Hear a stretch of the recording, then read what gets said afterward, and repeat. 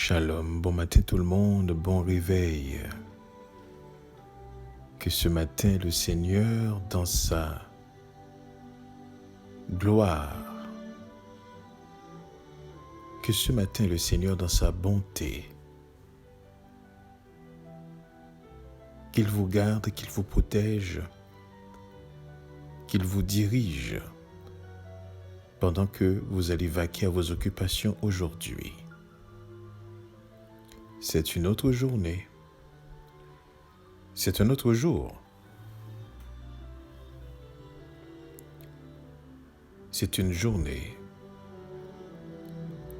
à laquelle il vous appelle. Car si vous voyez debout,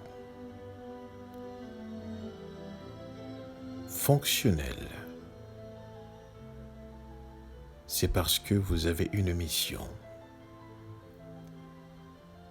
Voilà pourquoi, lorsque vous vous levez, la question que vous devez vous poser, la question en fait vous devez poser, après avoir remercié le Seigneur pour cette journée, après avoir rendu grâce, quelle est ma mission? Et aujourd'hui, si c'est votre anniversaire, nous voulons vous souhaiter joyeux anniversaire. Que le Seigneur, dans sa grâce, puisse déverser sur vous sa bénédiction. Cette bénédiction qui enrichit, laquelle qui ne fait suivre d'aucun chagrin.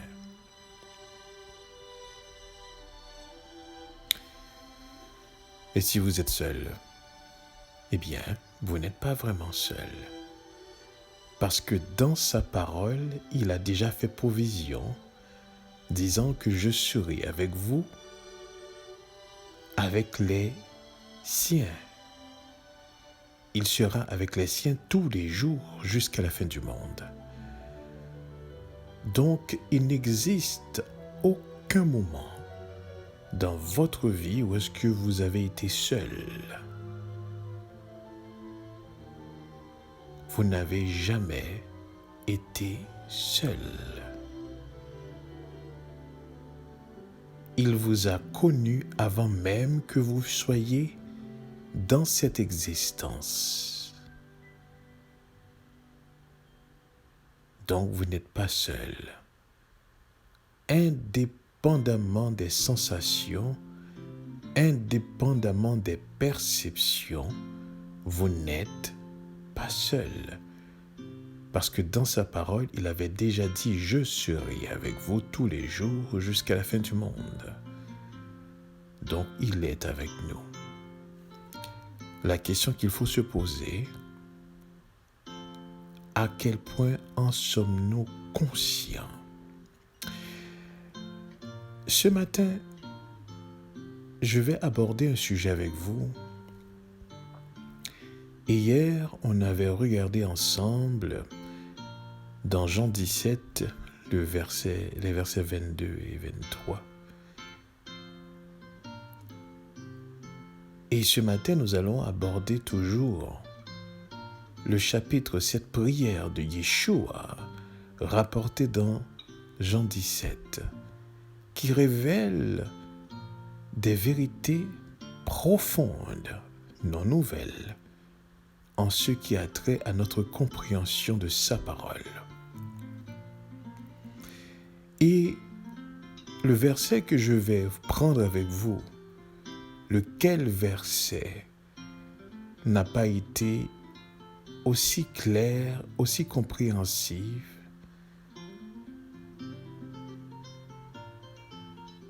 lorsque on aborde ce verset. On va commencer par lire ce verset, puis par la suite, on va aussi regarder parallèlement une prière de Yeshua. Et on va se poser la question. Est-ce que ces deux versets sont en contradiction ou c'est la compréhension qui n'est pas forcément au rendez-vous? Car l'homme essaye toujours de comprendre la parole de Dieu de par sa propre intelligence. Comme si la parole de Dieu était un livre, un roman, un livre d'histoire que l'intelligence humaine pouvait décoder. D'ailleurs, c'est ainsi que beaucoup d'hommes regardent la parole. C'est comme un livre qui est codifié, lequel peut être décodé. On va regarder le chapitre du livre de Yohanan, le même livre. On va regarder Jean 3, le verset 16. On va regarder Jean 3, le verset 16. Vous allez comprendre pourquoi je suis en train de sourire. Alors il est dit dans Jean 3, le verset 16, « Car Dieu a tant aimé le monde qu'il a donné son Fils unique, afin que quiconque de ce monde croit en lui ne périsse point, mais qu'il ait la vie éternelle. » Voici le verset. Je répète. « Car Dieu a tant aimé le monde qu'il a donné son Fils unique, afin que quiconque croit en lui, quiconque de ce monde qu'il a aimé, croit en lui ne périsse point, mais qu'il ait la vie éternelle. » Maintenant, lisez avec moi Jean 17.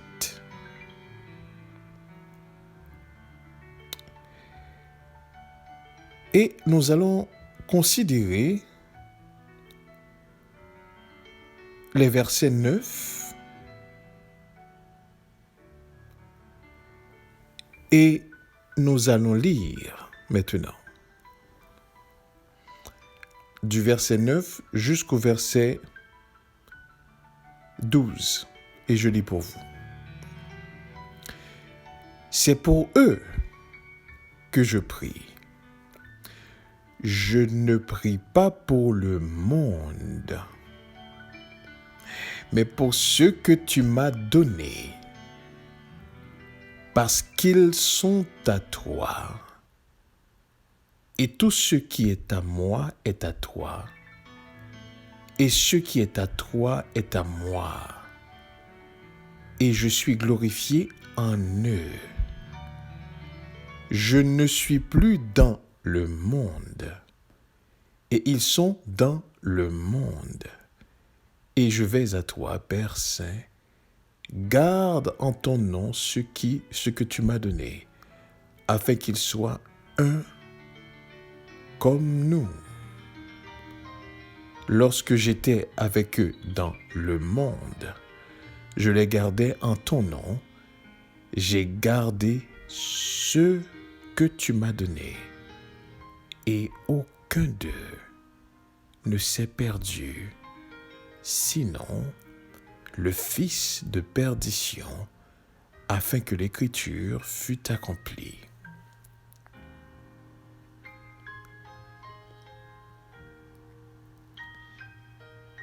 Ici, nous voyons dans la prière de Yeshua, il insiste, premièrement, qu'il prie, qu'il ne prie pas pour le monde. Pourtant, dans le chapitre précédent, c'est-à-dire dans le chapitre d'avant, Jean, chapitre 3, il est dit qu'il a tant aimé le monde. Alors, lorsque nous avons entendu, et j'en suis sûr, vous avez entendu plusieurs prédications, plusieurs prédicateurs parler de ça. Dieu a tant aimé le monde. Dieu aime le monde. Et nous, quand on entend le mot monde, on l'attribue à la planète entière. On l'attribue à l'humanité. C'est comme Dieu a tellement aimé l'humanité qu'il a donné son Fils unique afin que quiconque croit en lui ne périsse point, mais qu'il ait la vie éternelle. N'est-ce pas ce que vous comprenez?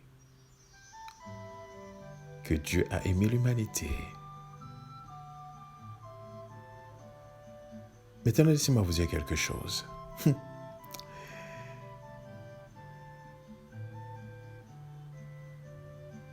Écoutez bien ceci.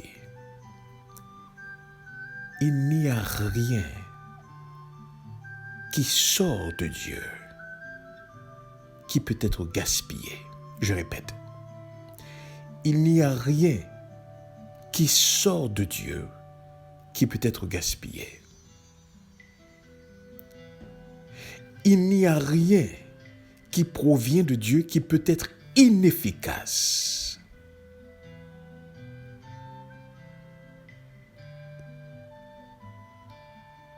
Il n'y a rien qui provient du Créateur, de Elohim, qui peut être inefficace.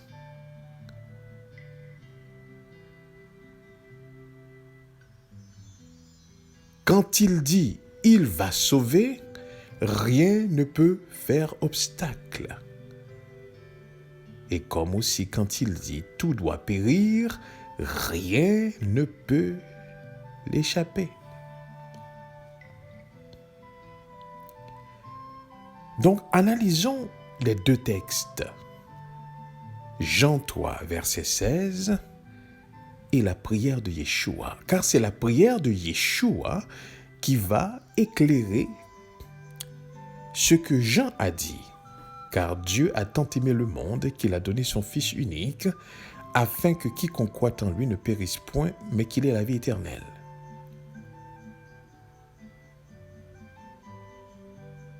Car n'oubliez jamais ceci. La vérité est une, elle est entière et elle ne se contredit pas. Moi, je vous le dis sincèrement.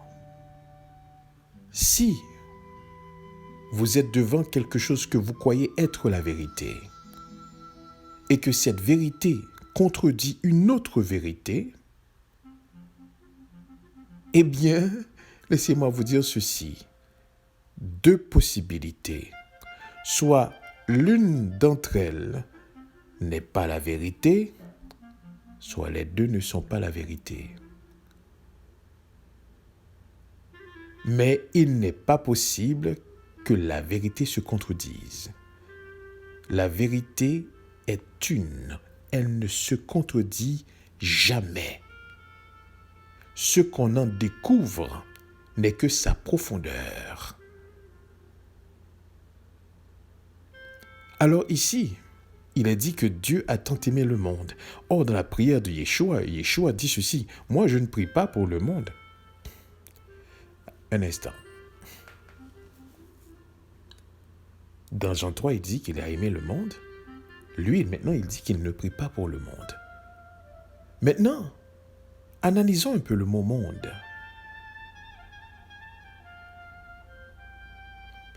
Ici au Québec, si un Québécois te parle, par exemple pour te dire qu'il y a des gens chez toi, qu'il y a des gens chez lui, ou bien s'il veut te savoir s'il y a des gens chez toi, il va te dire, y a-t-il du monde chez toi? Et si il veut te dire qu'il y a des gens chez lui, il va te dire, mais j'ai du monde chez moi. Je ne peux pas faire ci, je ne peux pas faire ça, je ne peux pas aller faire cette activité avec toi parce que j'ai du monde chez moi. Donc, le mot « monde » n'est pas forcément utilisé dans le contexte de l'humanité. Le Québécois n'est pas en train de dire « j'ai l'humanité chez moi ». As-tu l'humanité chez toi? C'est-à-dire, as-tu les 7 points et quelque chose milliards humains chez toi? Ce n'est pas du tout ce qu'il est en train de parler. Il veut dire qu'il y a des gens chez lui, des gens qui le connaissent, des gens qu'il a invités, des gens qui ont un rapport avec lui, mais il a des gens chez lui. Mais il ne parle pas l'humanité. Donc, Jean 3, verset 16 a toujours été interprété dans le sens que Dieu a tant aimé l'humanité, qu'il a donné son Fils unique, afin que quiconque croit en lui ne périsse point, mais qu'il ait la vie éternelle. Écoutez, ce que nous sommes en train de partager ce matin va peut-être choquer plusieurs, va renverser plusieurs. Mais nous sommes là pour découvrir la vérité dans sa profondeur, afin que nous en soyons libérés. Libérés des mensonges qui nous ont été racontés.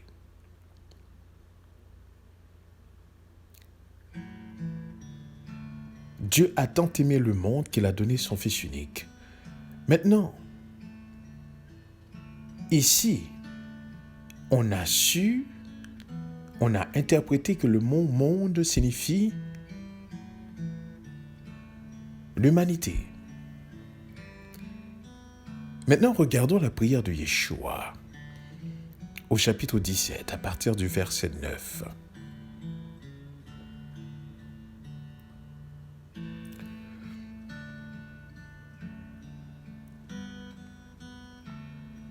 Il est dit que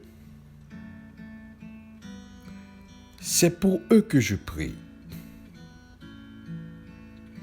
Il est clair que Yeshua adressait une prière à son Père pour ses disciples immédiats. Il n'y a pas de doute. La prière concernait avant toute chose, si on veut contextualiser, on veut comprendre, la prière concernait les disciples immédiats, ceux-là qui le suivaient, ceux-là qui étaient toujours avec lui, ceux-là qu'il enseignait directement.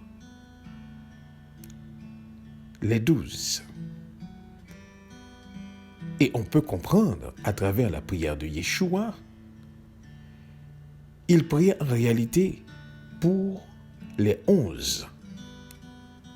Dans le contexte, écoutez bien ceci, dans le contexte de sa prière, il adressa cette prière pour les 11.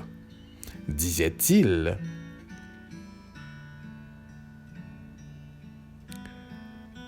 au verset 12, « Lorsque j'étais avec eux dans le monde, je les gardais en ton nom, j'ai gardé ce que tu m'as donné et aucun d'eux ne s'est perdu, sinon le fils de perdition, afin que l'écriture fût accomplie. » Donc il est clair, il s'agit du fils de la perdition. Maintenant, qui est le fils de la perdition qui s'est perdu?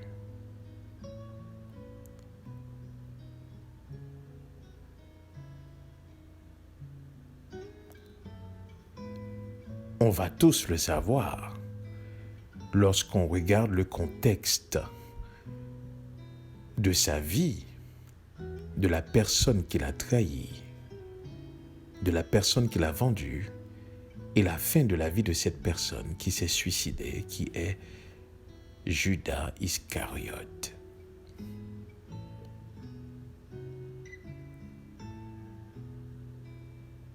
Donc, on comprend ici que sa prière, avant toute chose, s'adressait pour ses disciples immédiats. Donc, on ne peut pas douter, car le contexte des versets sont là, et c'est clair. Mais il ne priait pas seulement pour ses disciples. Mais il a dit, il prie aussi pour tous ceux qui vont croire à travers les paroles de ses disciples. Car il a appelé les disciples à être témoins et à apporter cette nouvelle. Et laquelle? Celle qu'il est venu. Celle qu'il a été envoyé du Père afin de ramasser, afin d'assembler, écoutez bien ceci, ceux qui sont siens dans le monde.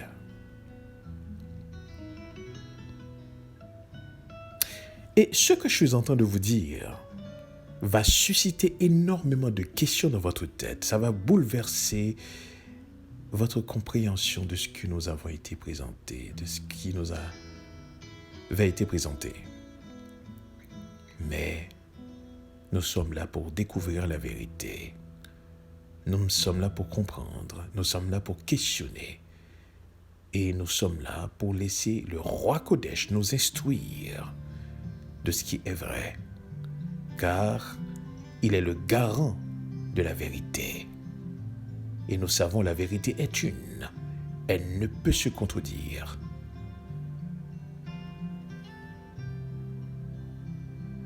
Alors,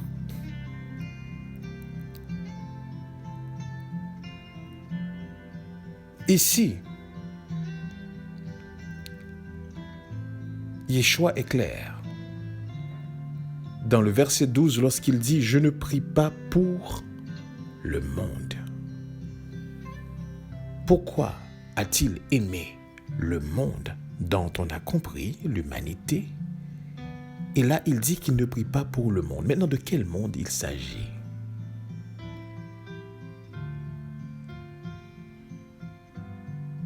Quel est le sens du mot « monde » qui peut avoir plusieurs types de significations, comme le mot « chose ».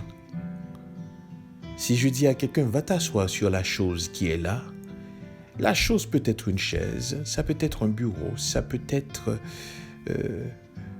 quelque chose sur laquelle la personne peut s'asseoir, un élément quelconque.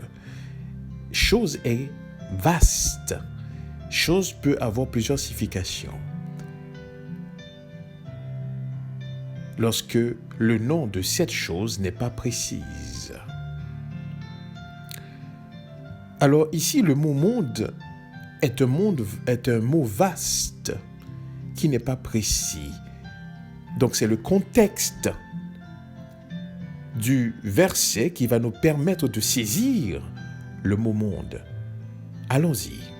Maintenant, remplaçons le mot « monde » par, premièrement, « humanité » pour pouvoir contextualiser notre compréhension, la compréhension qui nous a été transmise de Jean 3, verset 16. « Car Dieu a tant aimé le monde, l'humanité, qu'il a donné son Fils unique, afin que quiconque, donc l'humanité, croit en lui, ne périsse point, mais qu'il ait la vie éternelle. » Ça, c'est le contexte du verset, de la compréhension, l'interprétation qu'on fait du verset, en fait. Maintenant, remplaçons le mot « monde » dans Jean 17, Yohanan 17, remplaçons le mot « monde » par « humanité » lorsqu'on va rencontrer ce mot dans ce chapitre. Allons-y, au verset 9. « C'est pour eux que je prie. Je ne prie pas pour l'humanité, mais pour ceux que tu m'as donnés, parce qu'ils sont à toi. Et tout ce qui est à moi est à toi, et ce qui est à toi est à moi. Et je suis glorifié en eux. Je ne suis plus dans l'humanité. Ils sont dans l'humanité. Et je vais à toi, Père Saint, garde en ton nom ce que tu m'as donné, afin qu'ils soient un comme nous.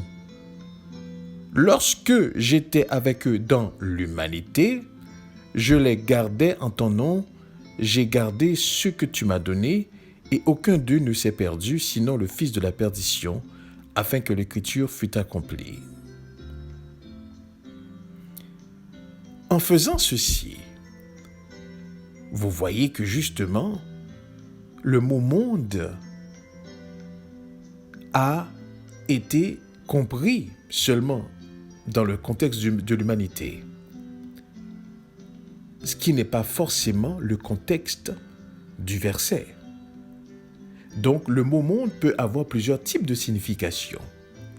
Maintenant, essayons de regarder le verset en utilisant le mot, écoutez bien ceci, le mot monde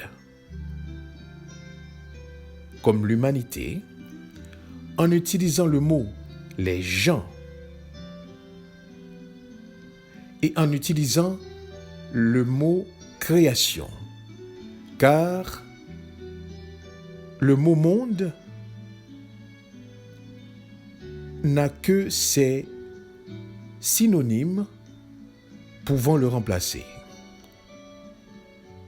Création, humanité et gens ou personnes. Et lisons le verset, chaque verset, en essayant de remplacer ces mots-là et en essayant de comprendre le contexte du verset. Allons-y. Donc, à chaque fois que nous rencontrons le mot monde, on va regarder création, gens, humanité.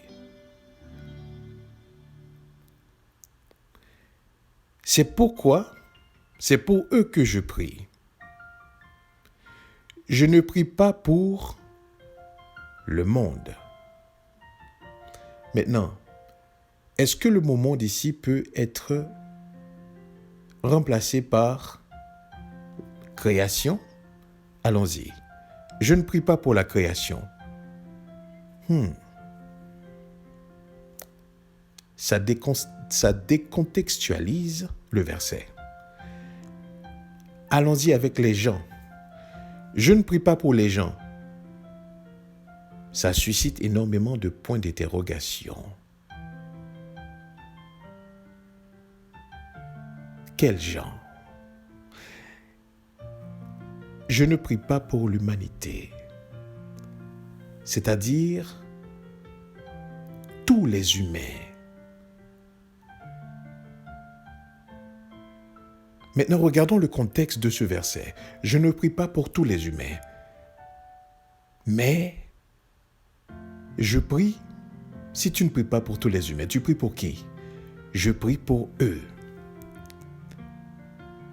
Voici le contexte de ce verset, verset 9. J'aimerais bien que vous puissiez vraiment prendre le temps nécessaire et de regarder avec moi et de faire cette analyse profonde pour découvrir la vérité et défaire des enseignements qui nous ont été donnés qui ne sont pas basés sur la vérité. C'est pour eux que je prie. Je ne prie pas pour le monde. Donc, si je remplace le monde maintenant par l'humanité, c'est-à-dire l'ensemble des êtres humains, voici le contexte de ce verset seulement. C'est pour eux que je prie et je ne prie pas pour le monde, le reste de l'humanité. Maintenant, qui sont ceux-là? Regardons les versets 8, le verset précédent. Car je leur ai donné les paroles que tu m'as données. Donc, il parle de ce « eux ». Et ils les ont reçus. Et ils ont vraiment connu que je suis sorti de toi. Et ils ont cru que tu m'as envoyé. Donc ici, l'ensemble de ces gens sont des personnes qui ont été donnés la parole que Yeshua a reçue de son Père. Ils ont reçu cette parole et ils possèdent réellement une connaissance de Yeshua sortant du Père, et ils ont confiance que le Père a envoyé Yeshua quand il a dit « Ils ont cru que tu m'as envoyé ». Et souvenez-vous bien que nous disons qu'il y a des mots qui ne sont pas dissociables, tels que le mot croyance, confiance, foi. On ne peut pas les séparer. Tu as un, tu as le tout. Si vraiment tu l'as. Si tu crois, tu dois avoir foi. Si tu as foi, tu dois avoir confiance. On ne peut pas les séparer. Donc le contexte de ceux-là dont il parle ici, c'est eux qui croient, qui ont confiance. Ce que le Père lui a donné. Donc, vous comprenez, lorsqu'on dit « c'est pour eux que je prie et je ne prie pas pour le monde », ici, le mot « monde » prend sens du reste de l'humanité. Donc la prière a été faite pour des personnes spécifiques, des personnes qu'il a connues, des personnes qui ont reçu sa parole, des personnes possédant véritablement la connaissance de Yeshua, des personnes qui font confiance que le Père l'a vraiment envoyé. C'est pour eux qu'il priait. Alors, expliquez-moi, pourquoi sa prière n'était pas pour l'humanité entière? Parce que Dieu a tant aimé le monde. Est-ce que je suis en train de dire que il y a des gens que Dieu n'aime pas?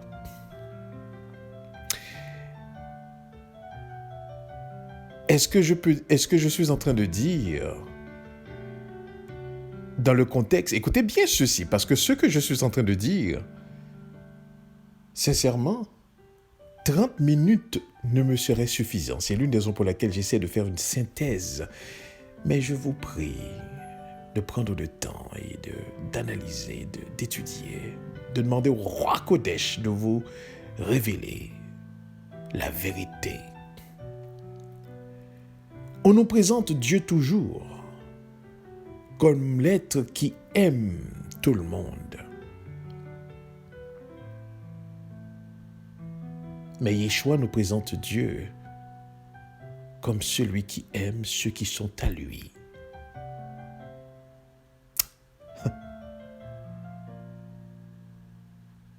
Et ici, le contexte de Yeshua nous présente que sa prière ne s'adresse que ceux qui sont à Dieu.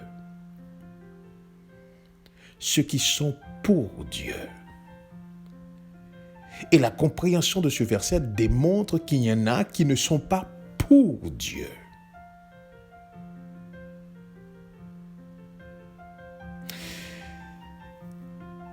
Continuons à analyser avant de pouvoir conclure. On a rencontré le mot monde dans le verset 9. On va rencontrer le mot monde encore dans le verset 11. Je ne suis plus dans le monde. Et ils sont dans le monde. Encore là, quel est le contexte de ce mot monde? Est-ce les gens, la création? L'humanité aurait été synonyme justement des gens, n'est-ce pas? Je ne suis plus dans le monde. Je ne suis plus dans la création. Et ils sont dans la création, c'est-à-dire dans ce monde créé, cette planète. Maintenant, le mot monde peut aussi signifier terre. Je ne suis plus sur la terre, mais ils sont sur la terre. Et je vais à toi, Père Saint. Garde en ton nom ce que tu m'as donné, afin qu'il soit un comme nous. Encore là, le mot monde peut être remplacé aussi par un autre mot qui est système. Regardons le verset 11 avec ces deux mots-là. Je ne suis plus dans ce système. Ils sont dans ce système. Et je vais à toi, Père Saint, garde en ton nom ce que tu m'as donné, afin qu'ils soient un comme nous.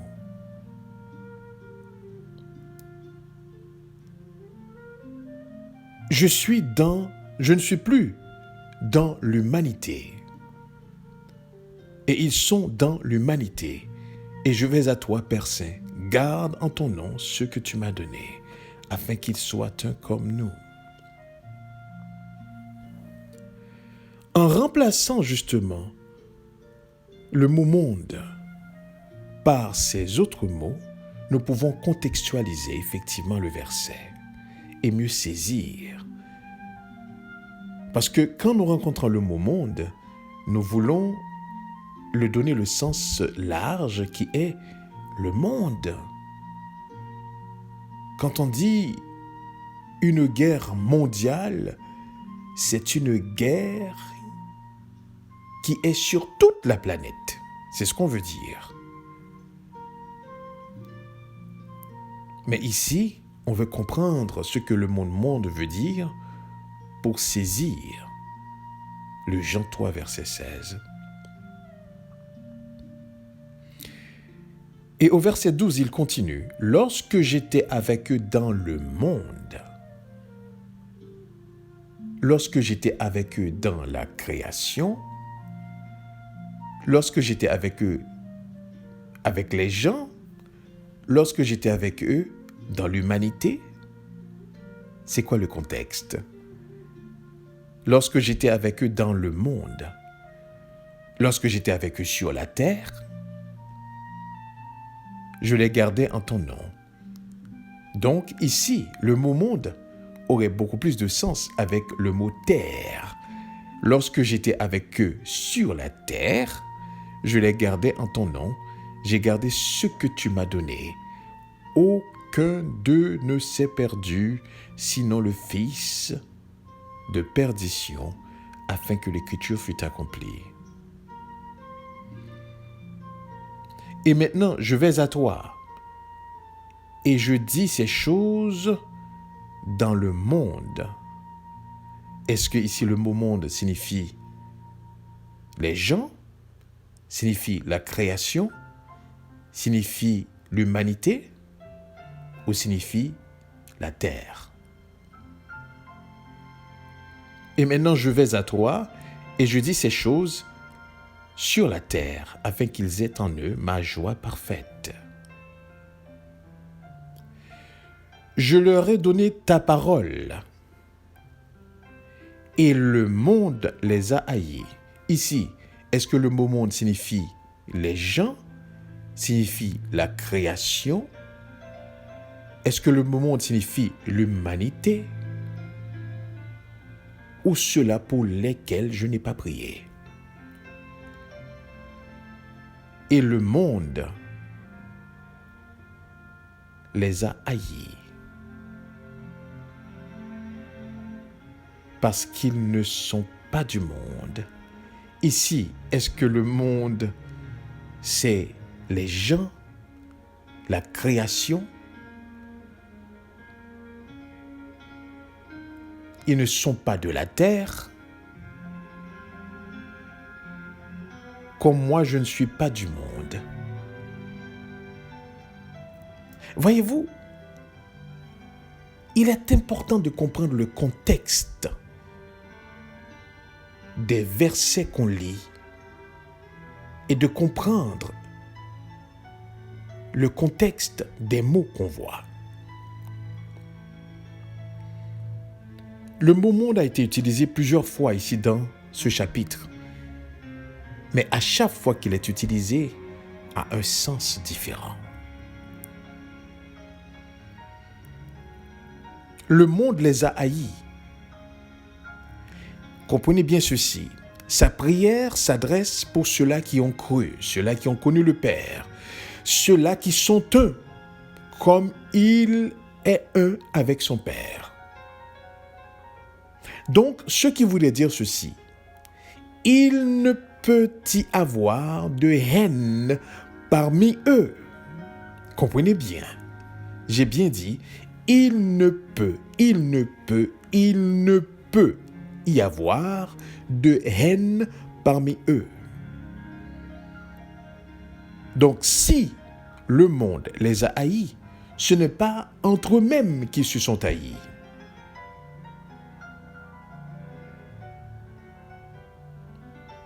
Mais ils sont un groupe à part. Ils sont des gens à part. Ils sont du monde à part. Mais le monde, ceux-là pour lesquels cette prière n'a pas été adressée, les détestent. Pourquoi? Parce qu'ils ne sont pas de ceux-là.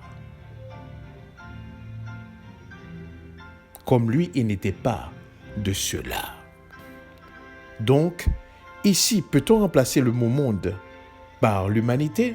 Essayons de regarder cela.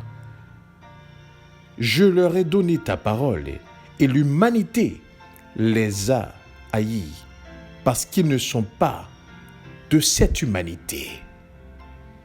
Donc, des fils d'Adam. Comme moi, je ne suis pas de cette humanité. Des fils d'Adam. Est-ce que ça a beaucoup plus de sens, le mot monde ici? Je leur ai donné ta parole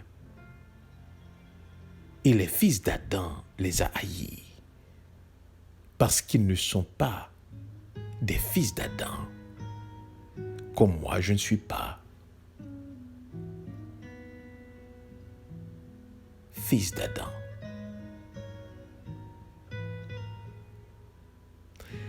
Je ne te prie pas, au verset 15, de les ôter du monde. Encore là, de les ôter de cette humanité, de les ôter des fils d'Adam, mais de les préserver du mal qui se vit parmi les fils d'Adam. De les préserver du mal. Je ne te prie pas de les ôter du monde, mais de les préserver du mal. Ils ne sont pas du monde, c'est-à-dire, ils ne sont pas des fils d'Adam. Comme moi, je ne suis pas des fils d'Adam.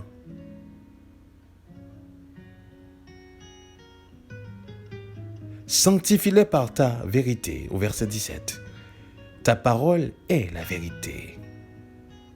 Comme tu m'as envoyé dans le monde, donc dans cette création, parmi les fils d'Adam, je les ai aussi envoyés dans le monde, donc parmi les fils d'Adam, et je me sanctifie moi-même pour eux, afin qu'eux aussi soient sanctifiés par la vérité.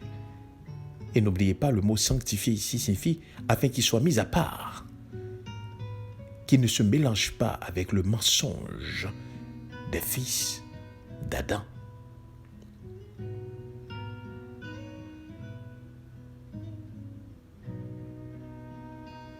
Donc, comprenez bien ceci. Nous avons été un peu plus longs aujourd'hui, je m'en excuse. Et je vous demande pardon d'avoir pris tout ce temps-là. Mais laissez-moi vous dire quelque chose. Ce que je suis en train de vous dire n'est que la pointe de l'iceberg. Il y a beaucoup plus à dire et à comprendre. Mais malheureusement, nous sommes limités. Mais comprenez bien ceci. parmi les fils d'Adam, Dieu a ses propres fils. Et l'amour que Dieu a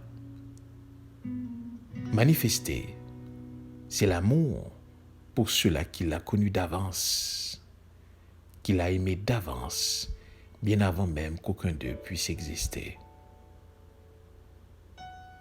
Je sais que cela va vous bouleverser. De cette compréhension inclusive qu'on nous a toujours appris. Mais la réalité et la vérité, c'est qu'il est venu parmi les siens et les siens ne l'ont pas connu, ne l'ont pas reçu. Et disait-il lui-même, je ne suis envoyé qu'envers les brebis perdues d'Israël.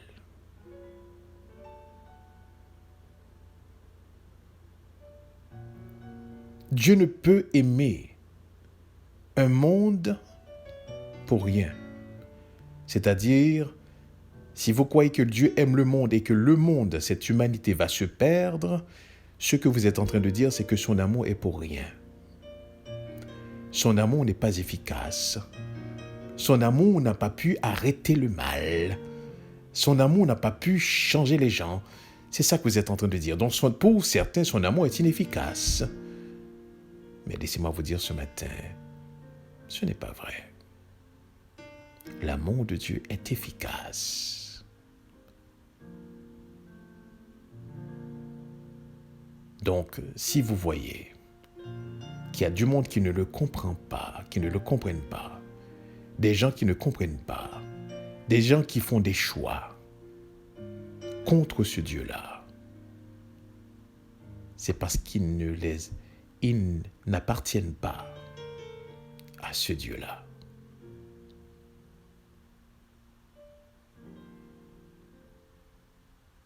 Donc, car Dieu a tant aimé le monde, il a tant aimé ceux qui l'appartiennent dans ce monde. Et c'est pour eux qu'il a donné son Fils unique, afin que ceux qui croient, qui ont confiance, et le contexte du verset voulait dire ceux qui vont croire, qui vont avoir confiance, et que ces gens ne périssent point, mais qu'ils puissent avoir la connaissance de ce Dieu-là, la vie éternelle. Que le Seigneur nous bénisse. Je ne pourrais pas rester davantage, mais il y a tant à dire à ce sujet-là.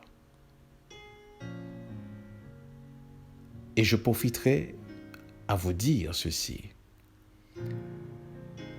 Nous faisons des études bibliques ensemble. Nous sommes tous des enseignants. Car ce n'est pas une personne qui enseigne, mais c'est l'Esprit en nous qui enseigne à tout un chacun. Donc, je sais que ça peut susciter beaucoup de questions, cette présentation. Je vous inviterai, effectivement, et je vous laisserai mes coordonnées, et je vous inviterai à me laisser vos coordonnées. Et lorsque nous allons faire des études ensemble, que vous puissiez participer, on le fait par Zoom le dimanche de 10h à midi. Donc, si cela vous intéresse, je vais vous laisser mes coordonnées. Peu importe ce que vous êtes sur cette planète, vous pourrez effectivement y participer et poser les questions que vous avez. Et certaines fois, si vous n'êtes pas en mesure de pouvoir participer en vidéo, vous pouvez le faire aussi par audio ou encore nous envoyer les questions. Alors, mes coordonnées, 438-221-8923. 438-221-8923. Vous n'avez simplement qu'à m'ajouter dans votre WhatsApp et effectivement, je pourrai vous envoyer, en m'envoyant un message, je vais pouvoir vous envoyer les liens pour qu'on puisse s'asseoir ensemble et découvrir la vérité. Que le Seigneur vous bénisse. Restons conscients de sa présence. Amen. Amen.